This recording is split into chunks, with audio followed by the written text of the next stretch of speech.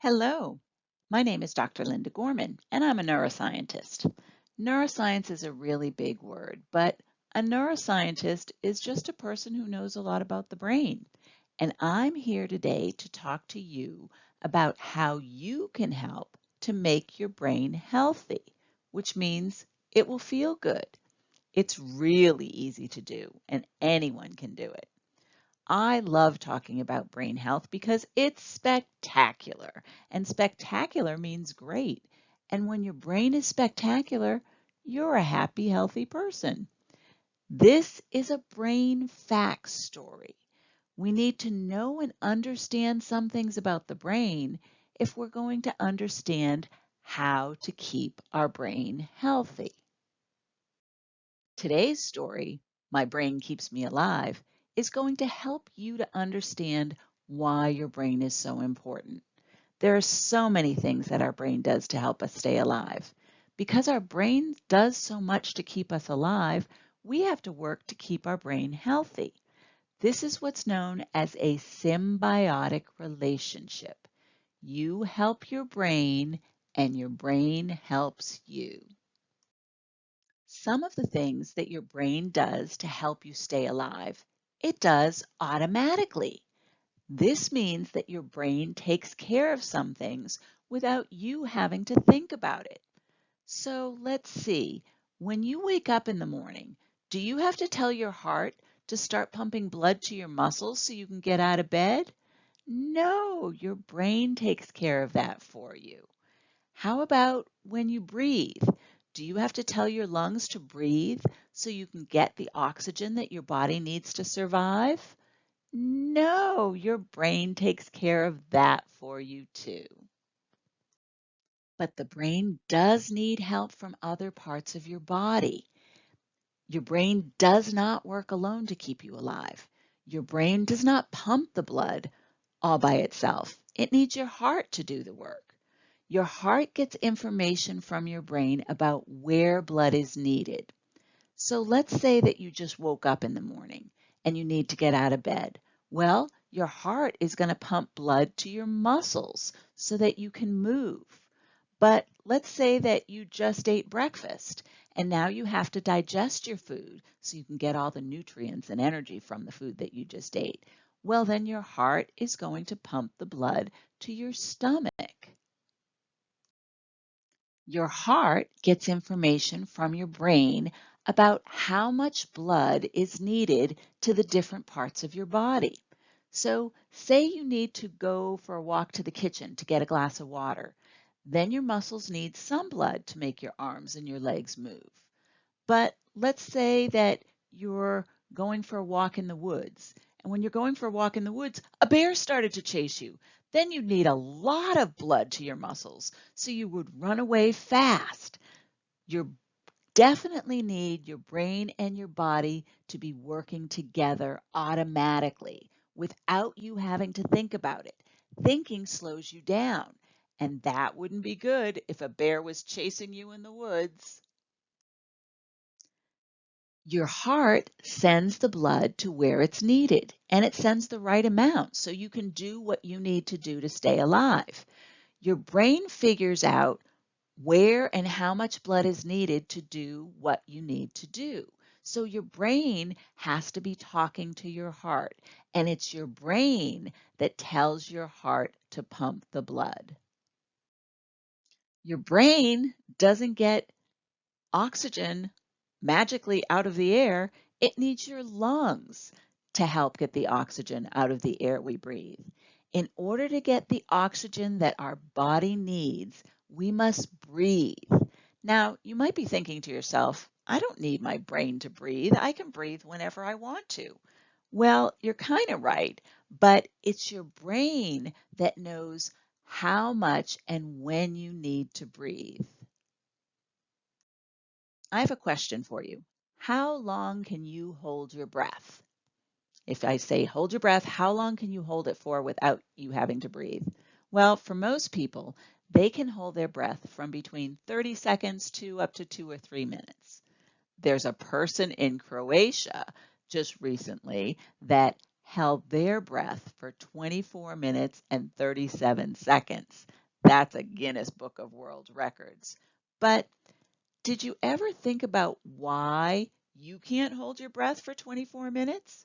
Well, it's because oxygen is so important to keep you alive that even though you want to hold your breath longer, your brain tells your lungs to breathe. The things that your brain does automatically for you are things that you have to do all the time to stay alive. So your brain does them automatically for you. These are things like breathing and pumping your blood to your body and getting energy from your food. If you had to think about these things all the time, your brain would be using too much energy. So these are things that you can do without thinking because your brain does it automatically for you.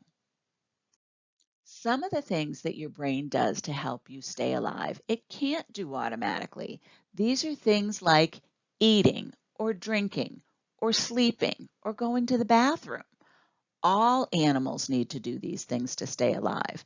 And these are behaviors that your brain needs help to do. Your brain can't do these things alone.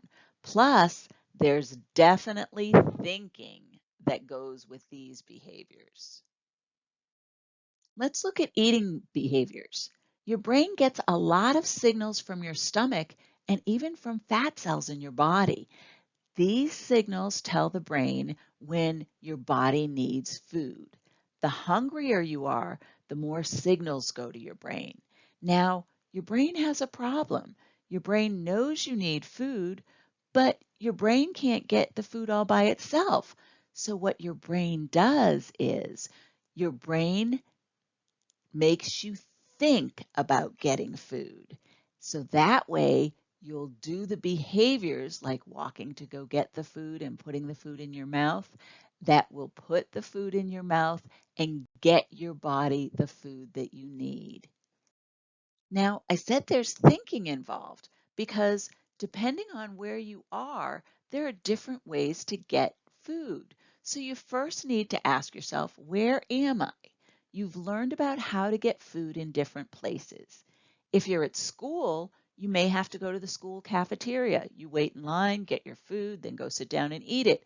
Or you may have to go get your lunch from your locker and then bring it to the cafeteria and then sit down and eat it. At home, you need to ask someone to help you get the food, which is usually in the kitchen.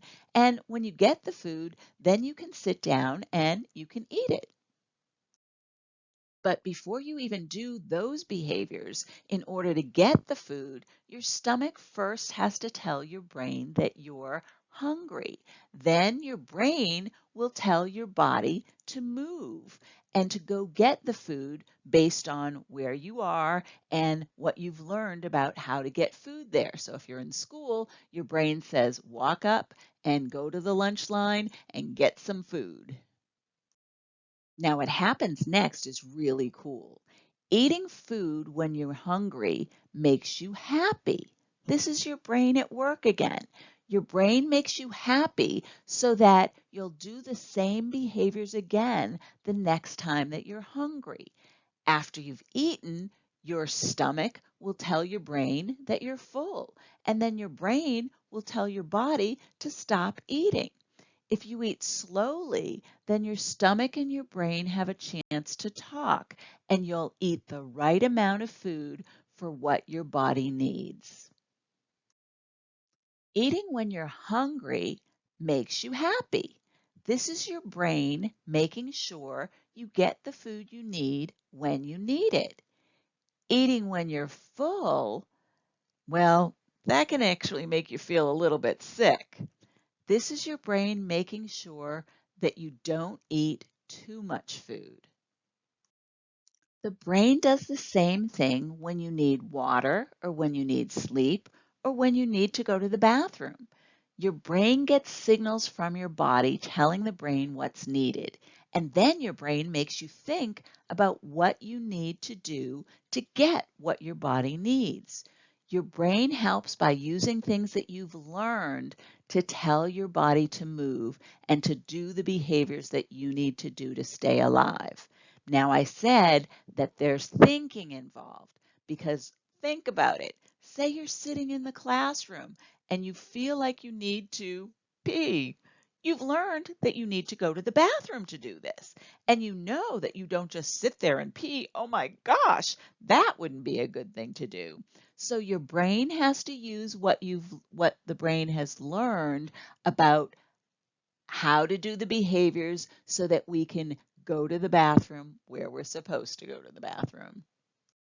So your brain does keep you alive, and your brain helps to keep you alive in two different ways. Your brain does things automatically for you, so you don't need to think about them at all.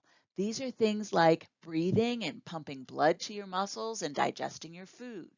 But then there are also some things that you need to do to stay alive that your brain and your body have to work together. These are things like getting and eating food, getting water to drink when you're thirsty, going to bed when you're tired. These are things that your brain gets information from your body, and then your brain tells your body what kind of behaviors to do based on things that you've learned. So you know where to go find food, where to go find water, where you're going to be sleeping. Your brain and your body are working together symbiotically. That means that your brain helps your body and your body helps your brain. And both of these things help to keep you alive. Thank you all for letting me talk to you today about why your brain is so important in helping you to stay alive. I've enjoyed spending time with you today talking about the brain. I hope you've had some fun and learned something about your brain. Remember, your brain does some things that we need to do to stay alive automatically for us, like pumping blood to our muscles so we can move, breathing and digesting our food. These are things that we don't even have to think about. Now, there are other behaviors that we need to do to stay alive that we do need to think about. So your brain has to get signals from your body, and then your brain tells your body to do these other behaviors to stay alive. These are things like getting and eating food, drinking water, going to bed at night. If you understand how important your brain is to keeping you alive, then you'll understand why it's important to help your brain stay healthy, because a healthy brain is spectacular. So thank you so much for all of your help. And remember, brain health is not just spectacular, it's fun too. I'd like to thank the people at Johns Hopkins University, especially Dr. Ron Daniels, for helping me to help you understand how your brain helps to keep you alive.